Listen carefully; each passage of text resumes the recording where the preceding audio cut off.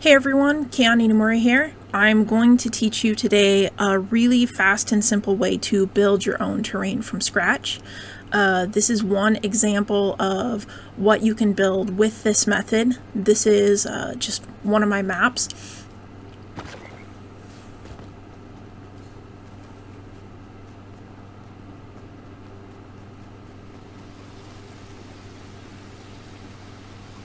So I'm going to teach you to build terrain just like this. I'm not going to be going over waterfalls today, but just the very basic and simple method to build up your terrain. Here's another example. This is a Halloween death run that I had made, and instead of just making the death run boxy, I wanted to make it realistic, like you were actually walking through the woods or through the mountains. You can see here I've surrounded the entire play area with this terrain method so that the person inside the game, all they're going to see is terrain. They're not ever going to see something they shouldn't be seeing, like the grid island.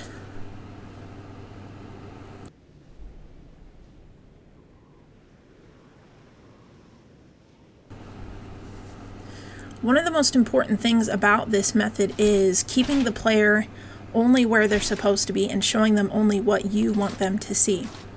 So when a player is down below looking up at these trees, they're not seeing the unfinished backside of this. They're not seeing that we've got terrain pieces hanging over the edge back there.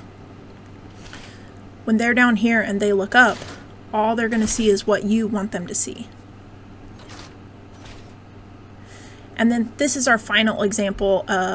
This is another death run that I've been working on for Christmas. This uses a different type of terrain piece, but it's the same method, which I'll be showing you.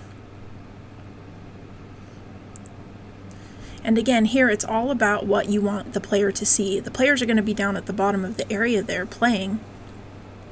They're not going to see everything kind of on the back end that we get to see as the creators. For instance, back here I've got some trees that are just hanging out in midair. And that's okay, because what they see is a thick forest when they're down below looking up through it. They're not seeing that those trees are hanging in midair. Of course, the trees that they're going to be up close to, we want to make sure those are grounded and they're not just floating. Okay, so we have our basic grid island here. There's no terrain already built for us. We're going to go into the galleries and we're going to check out the terrain pieces, because there's a couple of specific pieces in each gallery that you are going to grab.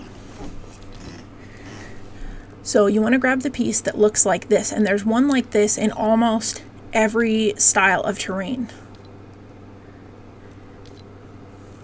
Here it is again.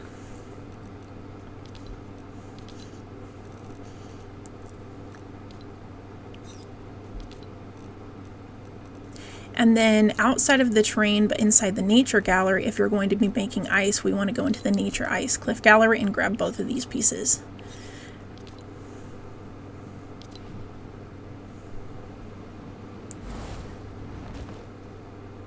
So let's grab this first piece.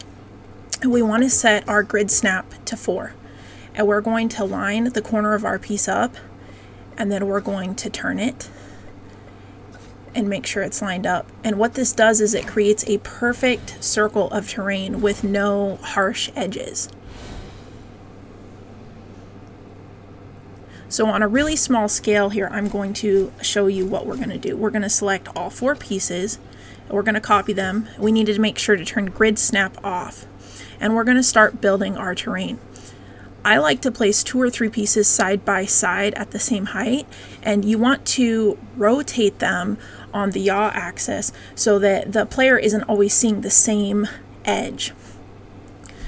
We're just going to start placing them at different heights. You can see one level has 2 or 3 pieces at the same height, then the next level is at a different height but has 2 or 3 pieces in a row. So when the player is down in the playing area and they look up, they see a mountain. And this is terrain that people can play on. They can walk up there if you create a way for the player to get up there. We don't build on that small scale though. So what we're going to do is turn the grid snap on, grab that same piece, and we're going to size this up by 10. You need to size it up by 10 clicks if you want it to line up on grid snap 4. So here we've sized it up by 10, and we're going to line it up here in the corner of our grid. And we're going to turn this piece and just line it up again so that we have a perfect circle. We're just rotating it on the yaw axis and making sure it's all lined up. It's important that it's lined up not only edge to edge, but up at the top, which I'm going to show you here in a second. As we're going around this, though, we can see it's a perfect circle, and we're not having any harsh edges. So now that we have this much bigger piece of perfect terrain, we're going to select all four, and again, we're going to make sure to turn grid snap off as we're going to place this down. Because it's so big, it makes it really fast and easy to build huge areas of terrain. We're making sure to turn these pieces, and we're making sure that we're not leaving any gaps when we're placing them. Because this is a circle, not a square, we've got to kind of overlap it so that we're not leaving any empty spaces. And continue rotating those pieces and making different levels. You want it to be interesting to the eye, and if you expect players to climb up there, you've got to give them a way up there also. Alright, so we're just checking it out. There's no gaps. It looks good. And when a player is down in the playing area and they look up, that's what they're going to see. So here we have one of the desert pieces, and I'm going to size it up. This is what it looks like before it's sized up, and for some reason the desert piece kind of has a weird edge, which I'm going to show you here. You can see right there, even though it's a perfect circle from the distance, up close you can see kind of this little gap, even though we've done everything that we're supposed to. And when you size it up with this desert piece, the gap is more noticeable. So there's two ways that we can take care of that. First, we can rotate this whole set so that gap is not facing the player in the playing area, or we can cover it up with terrain, which I'm going to show you how to do.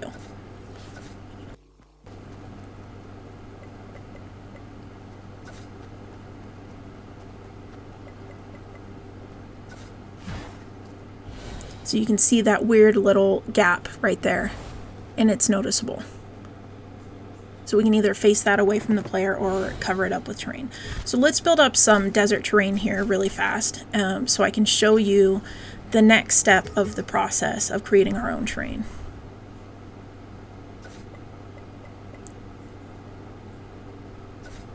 You really want to think when you're doing this about how nature really looks. What does terrain look like in nature? And I realize that because we're making this with kind of it's like a rounded square, that nature doesn't really look like that. But we're going to soften all these edges with the pieces from the nature galleries, and it's going to look a lot better. The other benefit to building your terrain this way is that every time you place a brand new, unique piece, it takes up a lot of memory. So by using the same piece over and over, we're going to use a lot less memory. So each time I place one of these circles, it's only taking 12 or 13 memory as opposed to taking, 400 or 500 memory if I was to use all new terrain pieces. So we're going to go into the Desert Nature Gallery and just grab a couple of pieces of terrain. Again, we want to reuse these pieces as much as possible to manage our memory better and not just be pushing our limited memory way up. So every time I place one of these, it's only 3. I'm going to place them randomly like they are in nature, and I'm going to rotate them so that the player doesn't just see the same piece in the same orientation each time. And I'm also going to use this tall piece to kind of cover up some of those weird little gaps, some of those weird little lines that we're seeing. Those lines aren't present in each of the pieces in each of the galleries, but for some reason in the desert gallery it really is. And we're going to keep in mind what is the player seeing from down below, or from whichever is the highest level they're going to be allowed access to. So now we'll grab our bush and we're going to come up close and soften the edges of this up. Go ahead and size this up. That way I'm not having to place as many. We want to make sure collision hold is set to nothing. If you've got collision hold set to terrain, you're not going to be able to phase these bushes through our terrain piece. Of course, we'll do it down here too.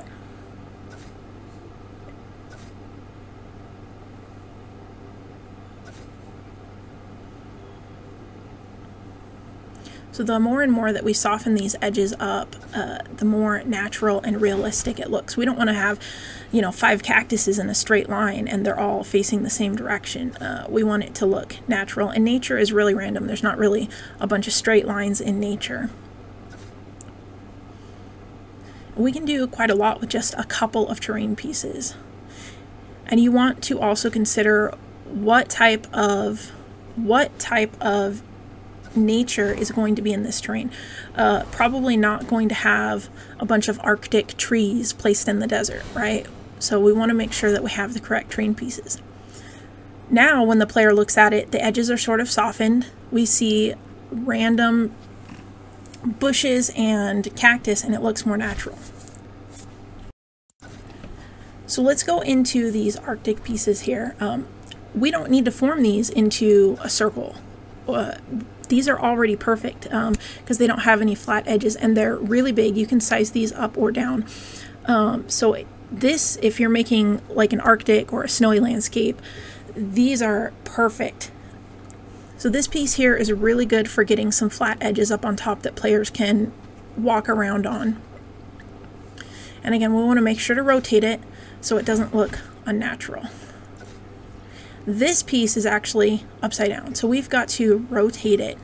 So I'm going to roll it so that the flat edge is on the bottom. And now we have a piece that's ready to place. And again, we don't care if this piece is hanging over the edge in the back where the player is never going to see. We only care what it looks like from all the perspectives the player is going to see. So I'm going to overlap these and try to make something that looks natural. We'll go ahead and place a couple down here on the edges too. So we've got it overlapped so the players aren't seeing between these pieces. And of course I would grab some snowy terrain and cover the grid also. That way the player isn't seeing this strange green grid when they play.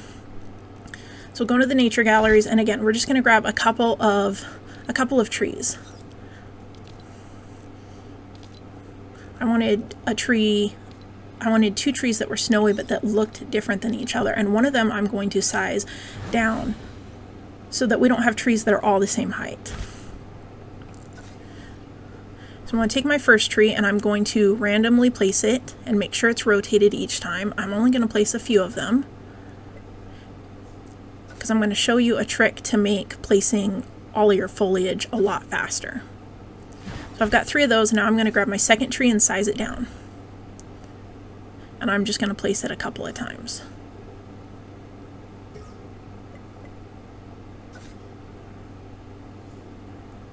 So now we have this random, natural looking assortment of trees. But we want this to look like a forest in this case. So I'm going to grab all of the trees I just placed and copy them. And I'm going to rotate them in different directions. Make sure none of them are hanging out in the air where the player is going to see when they play the game. I don't care if they're hanging out in the air back behind this terrain where the player isn't going to be allowed to go. Really quickly, this makes a forest.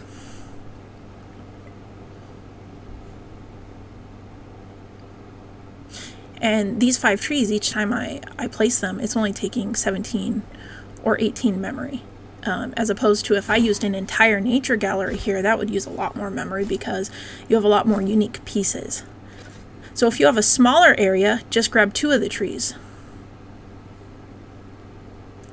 And now we can come and rotate those 2 trees around and take care of this smaller ledge that we've got to cover, and it's still going to look like a natural forest grew there. And then when I was showing you in the examples of trees kind of hanging out back where the player couldn't see the bottoms of them, but they can see the tops of them, that's what we're going to do here. Because I want the players to have the illusion that this terrain continues on indefinitely. It just goes on forever. And having a forest back there helps with that illusion. Even though we as the creator know we've only placed a few terrain pieces, we're just going to use the trees to give the illusion that there's like a hill that's continuing upwards. It's all about perspective and what the player sees and what you allow them to see. So it doesn't have to look realistic from the back. It only has to look realistic from what the player is going to see on the front side of the terrain.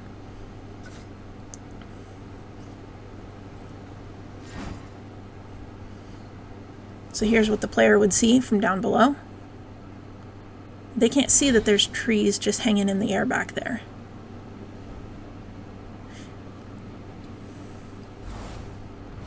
Okay guys, I hope you enjoyed this tutorial. Subscribe if you want to see more. Thanks.